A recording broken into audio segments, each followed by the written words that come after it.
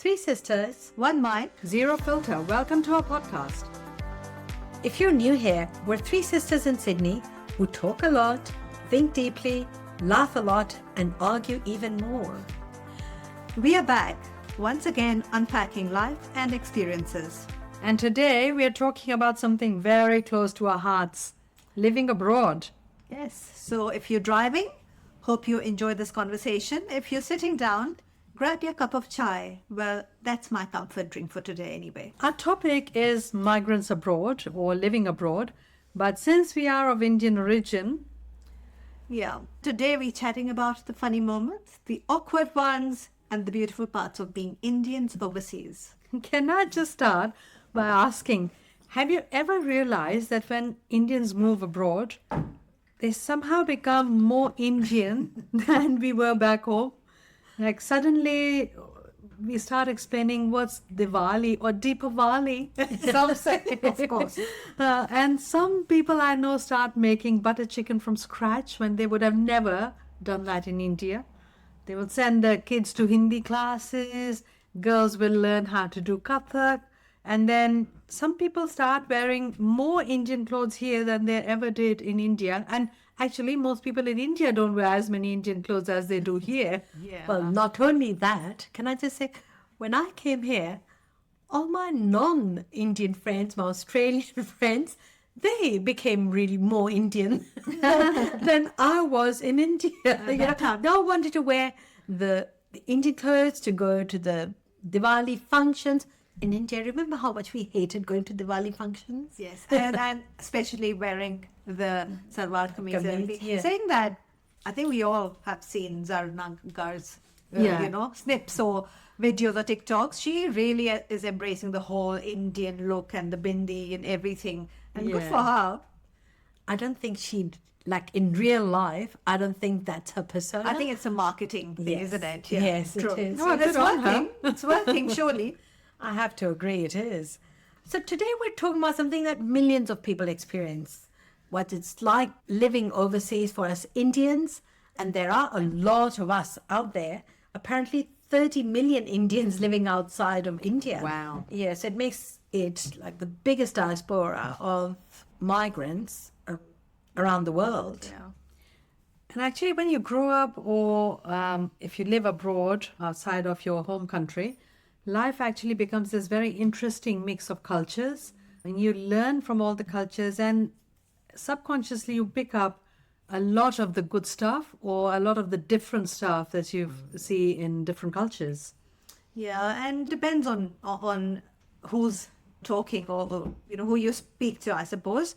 But your parents came with a certain mindset from India, but we are growing up with a different mindset. Or I should say, our kids are growing up with Yeah, a I was about different, to- completely different mindset, and they, I don't think they think like us, just by virtue of growing up here. The simple things like, as parents, our career expectations opposed to what they want to do. Oh, I hope everyone's children are doctors and engineers Or lawyers. or lawyers. A lot of Indians are doctors and engineers, actually. Well, yes, you have to give them that. It's called familial pressure. They're good at it as well, let's face it. And also independence versus staying close to the family means different things. Yeah, and when you say being close to the family or living close to the family, in many cultures, it's actually normal to expect to move out at the age of 18. In an Indian home, it's more like, move out?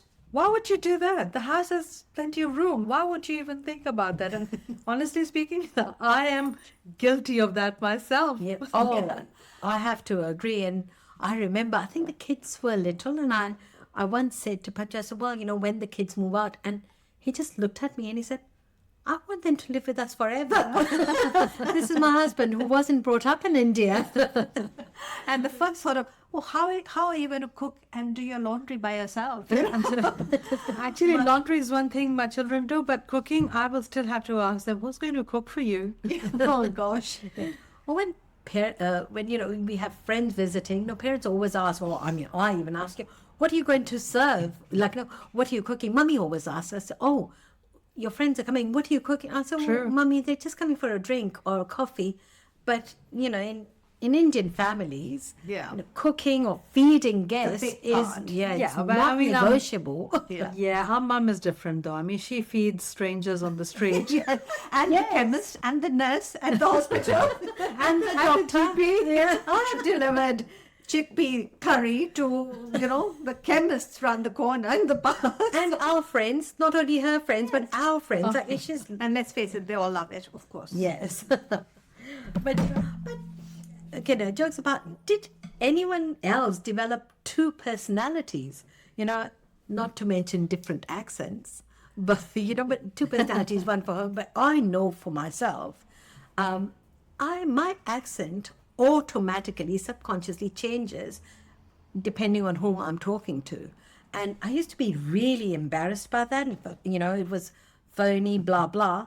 But then I heard Priyanka Chopra, arguably one of the most famous Indians abroad, mention in one of her interviews how her accent changes. And I thought, you know what? I was kind of relieved that I was in good company.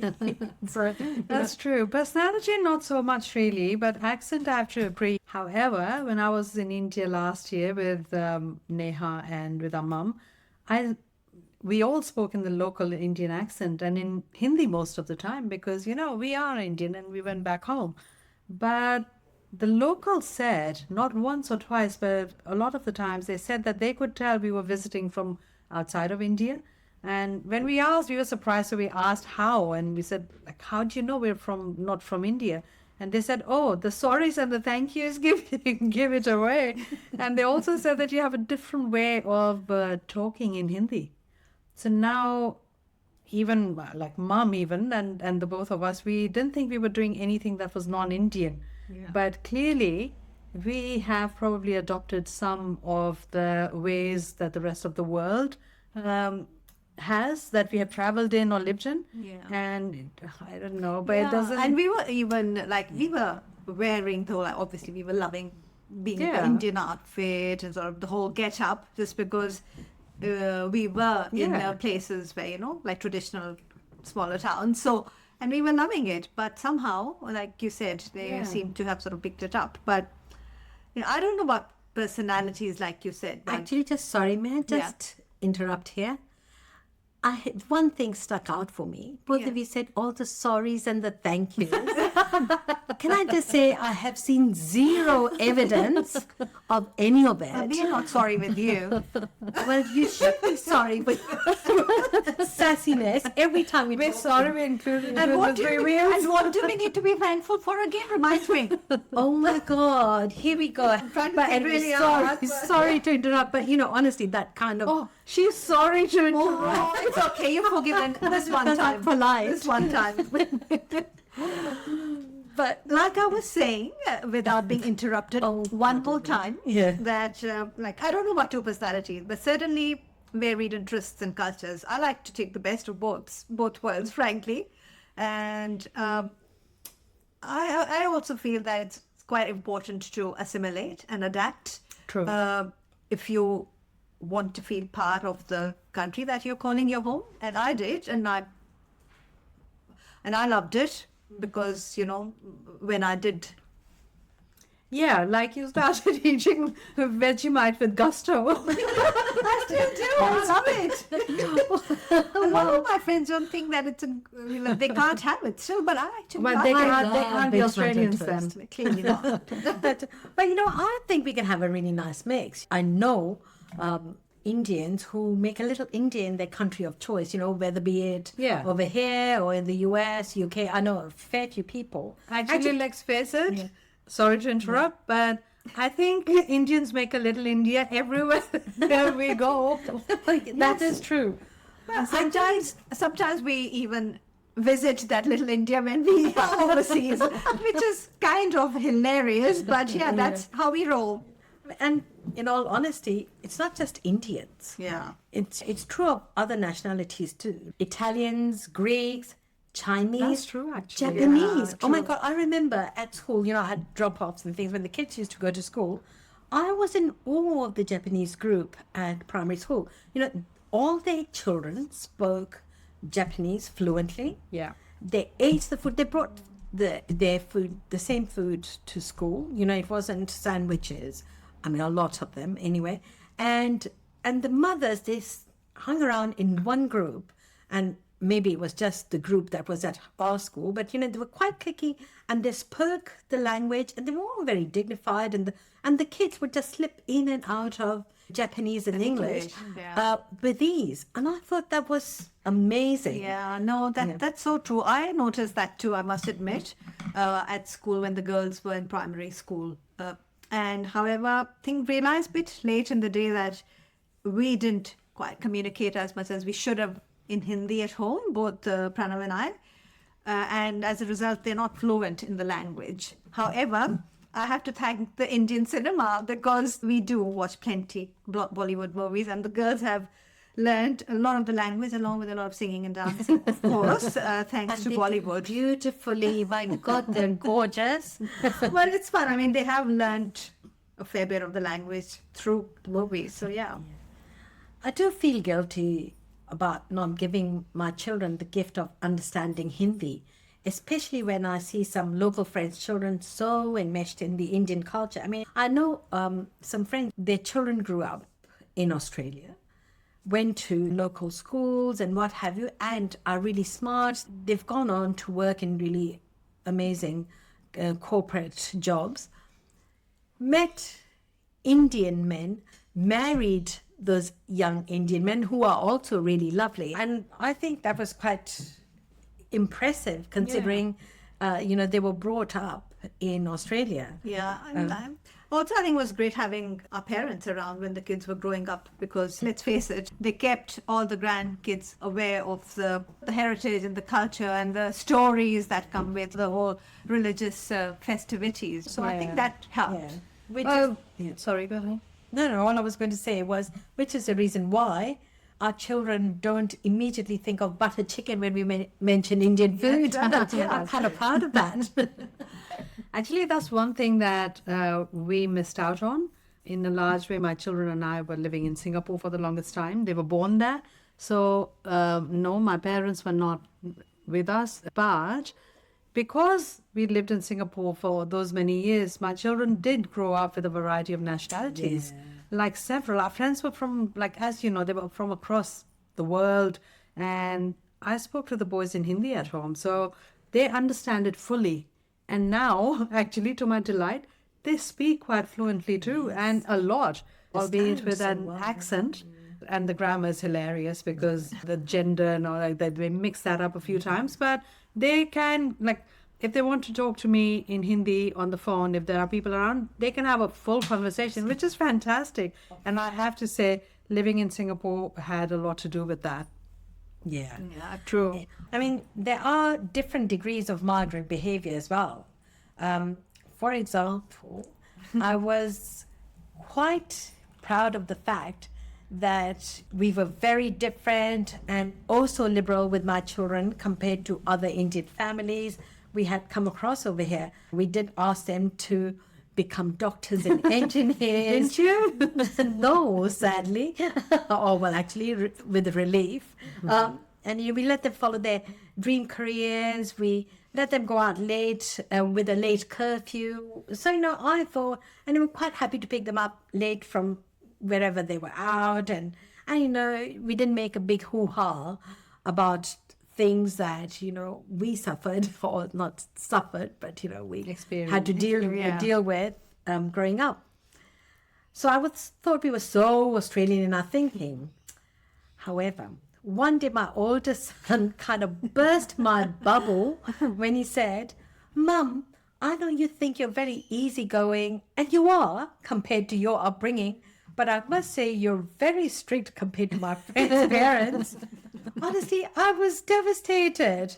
And it brought me down to earth with a thud. Yeah, I must say, I have heard it from my girls often, but Mum, we are not growing up in India. And then I have to sort of take a step back and sort of reverse what I'm saying. But it also actually depends on what age a person moves countries, to be honest. I can talk about my own experience of moving out of India in my 20s, early 20s, and then later in life to Australia as a mum. And as an Indian parent, I have given my children enough education about their roots, but also about the country where they were born in. And now they are Australian. Also, I must say, just going back to living in Singapore, Sangwa, I was really impressed once I was visiting you guys, and this is again people living abroad. There were so many different nationalities in Yeah. your group, and I remember you talking to your friends, and somebody was from Finland, someone from I can't remember where, and there were so many different accents, and everyone was conversing so well. Whereas I must say, in Australia, I remember going to the park once, and it was at the time when my children were young. The area that we live in, there were hardly any Indians there or any Wasn't other as nationality. it wasn't as cosmopolitan, as it is now. And especially one particular instance where this lady, she almost had a back to me. She thought that I was, because You wouldn't understand. yeah, I was from overseas, obviously, I wouldn't understand. Or also at times I've had people speak very slowly to me because they think But also, we've always, I think we all have got comment at some stage that, oh, your English is really good. And a surprise, like a surprise. And I always sort of turn back and say, why is it so surprising? I actually take offense to that, but it's we're typecasted, right? So it's funny you say that because, I mean, when you talked about accents, when you heard my friends in Singapore, and recently when we were walking and you said, oh, this person was Scottish. And I said, oh, really? Were they? Yeah. And you said, could you not tell from the accent? I said, actually, I don't hear accents. you're accent blind. I am accent blind. And honestly, I mean, I know when you say Scottish, I know what that accent is. When you say English, I know what that, or Midlands, or, London accent, or American. But when people are talking to me, I just don't hear the accent. I just hear the language. And that comes from living in a very multicultural environment like Singapore, where there were so many expats. Everyone was from a different nation. Everyone was away from home. Everyone had a different language they spoke to their children, and everyone actually was proud of the heritage and culture they came from. So that was great exposure for the boys as well. Yeah, Fantastic. parts of each country in us. Like I adopted a lot of. However much many people like to say I did not accept being in Singapore, whatever, I actually did adopt a lot from Singapore, and so did my boys.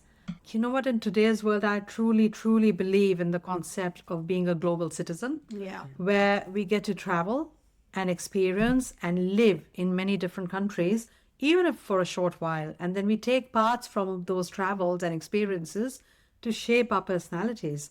We build our likes and preferences. And my youngest son went to Europe last year, and he was traveling by himself for about 4 or 5 weeks. And he just visited countries that he wanted to, and he just went to Monaco because he likes cars and he likes Formula One. And he just brought back such experiences, and there are parts of those countries that he will always carry with him. Yeah, that's so true. I was so envious of Arnav at the time. I know. Oh my God, he was living the life, wasn't he? I know. I have to say, I actually moved to Australia as a student myself, as you know, and being the youngest in the family and the most sheltered and protected, of course, by the family and also some family-like friends. Initially, I was a bit lost. However, I think I did embrace the Australian culture quite promptly. And how? And I was earning and spending as I pleased. I didn't travel as much at the time, but as a working student, I made some good friends and had a blast with friends and colleagues, of all ages at that. So to your point, of moving countries and different, because at that time, well, in our family, in India, our parents were pretty strict at the time, so they have come Even along. by Indian standards. Even by Indian standards, and they've obviously come a long way since then. But the experiences I had here were pretty fun and special, and so I think that sort of groomed my personality, I feel. I have some memories of Neha, your assimilation into the Australian culture. I think that can stay off. I think we can move on from there. I would love Okay, to mention some of them. We've been talking way I think we need to keep some things off the podcast. Yes. I would like to actually talk a little bit about the funny parts of an Indian abroad moment. I have a good one. Go ahead. So, my children, I only had one child at the time, and I had the shock of my life at the first birthday party we threw for our children, actually. When we told the guests the party starts at 10 o'clock, I never used to give a finish time, but apparently it was a thing, like a 10 to 12 or something like that. I said, how could you tell them what time the party is going to finish? No, but anyway. So we gave a certain time, say 10 o'clock. And I had the shock of my life when the parents arrived promptly at 10 a.m. I'm thinking, well, I was in the shower. Pacha had been telling me constantly, he said, you'd better hurry it up because people will be here at 10. I said, nobody's going to be here at 10 o'clock. Everyone arrives half an hour late. Anyway, he killed himself laughing because the parents and the kids were here and I was in the shower. Well, can I just say, my God. things actually haven't changed at all Yeah. because this morning, your friend arrived. And you were in bed. That was different. That was because my calendar alarm didn't work very well. Old habits. I have to agree. In all honesty, I'm still struggling with the whole time thing. I have a funny one as well. I mean, the girls were little, and they were invited to friends' birthday parties. So I dropped my older one when she was little to another child's birthday party or picking her up or something. And then I was just at the door and the host or the mum of the child, she just brought Rani at the door and she didn't invite me in, offer a cup of tea or coffee, cake, or some to take away as well, which would be the Indian way. And I was I felt a little bit insulted and I thought, she mustn't like me or something. And of course, an immediate call to Amita soon after to bitch about it. And I was made to realize by you at the time that it's the non-Indian way. So it wasn't just me. That's how things roll. Yeah, I think it was quite funny. Of course, I understand, but it's not how we grew up. Yeah, no, absolutely not. Bit of a shock to the system then. Yeah. And I've got plenty other funny ones, but for many other funny moments, watch Bend It Like Beckham. My God, wasn't it just hilarious? Yes, it was. I actually have a very funny Indian moment when, this is from Singapore, when my boys went to the British school. Ankit was 3 years old, my older son. He was in nursery, which is the equivalent of kindy here.